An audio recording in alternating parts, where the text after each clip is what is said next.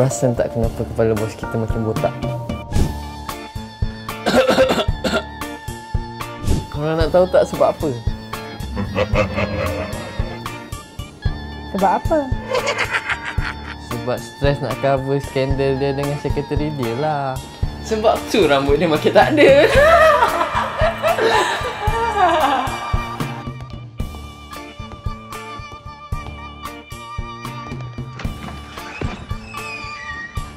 Kau tengoklah tu, si budak office boy tu mula je kerja.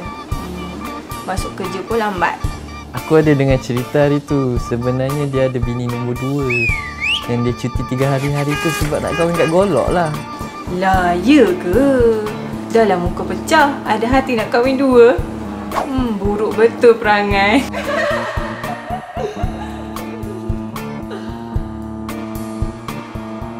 Kau ni dari tadi senyap je. Macam tak ada function je kau ada kat sini.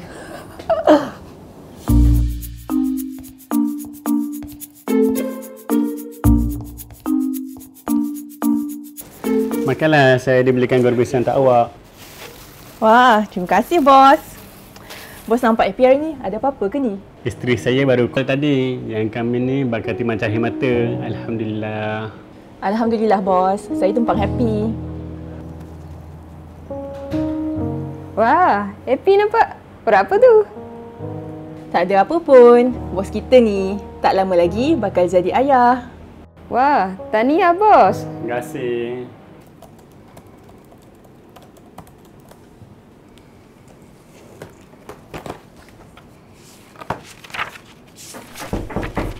Masuk. Bos, ni dokumen yang bos minta. Okey. Okey. Okey, terima kasih. Masuk. Dengar bos? Assalamualaikum. Duduk. Saya nak ucapkan terima kasih lah kat bos sebab bagi saya pinjam duit hari tu Oh, tak ada apalah. Ini saya nak pulangkan balik duitnya. Mak awak macam mana sekarang? Apa kata doktor? Mak saya dah makin sihat dah. Terima kasih juga bos sebab bagi saya cuti hari tu. Kalau tak, saya tak tahulah macam mana keadaan mak saya. Saya seorang kat hospital kan. Apapun, terima kasih lah bos sebab bagi saya cuti. Okey, sama-sama. Terima kasih bos.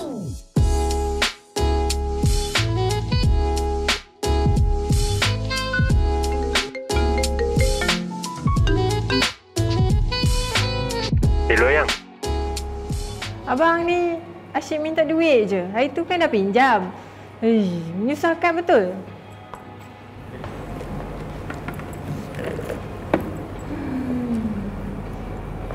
Kau ni kenapanya? Macam bad mood je aku tengok muka kau. Laki akulah ni. Tak habis-habis minta duit. Ni mesti nak lepak dengan kawan-kawan dia lah tu. Bapak dengan anak. Tak boleh harap. Sama je.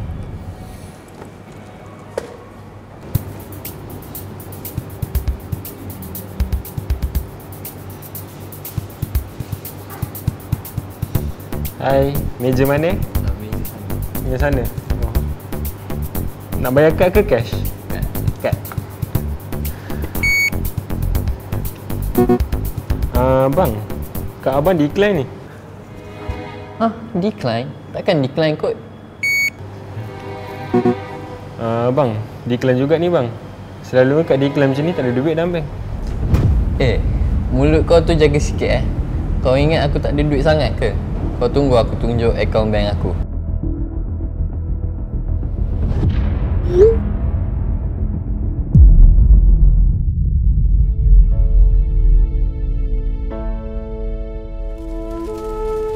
Di akhirat kelak, seorang kelihatan terkejut besar akan catatan amalan kebaikannya yang tidak pernah dilakukan di dunia.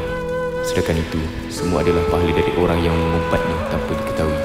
Dan sebaliknya, seorang dikatakan jatuh muflis gara-gara kepada orang di atasnya. Hadis riwayat Muslim.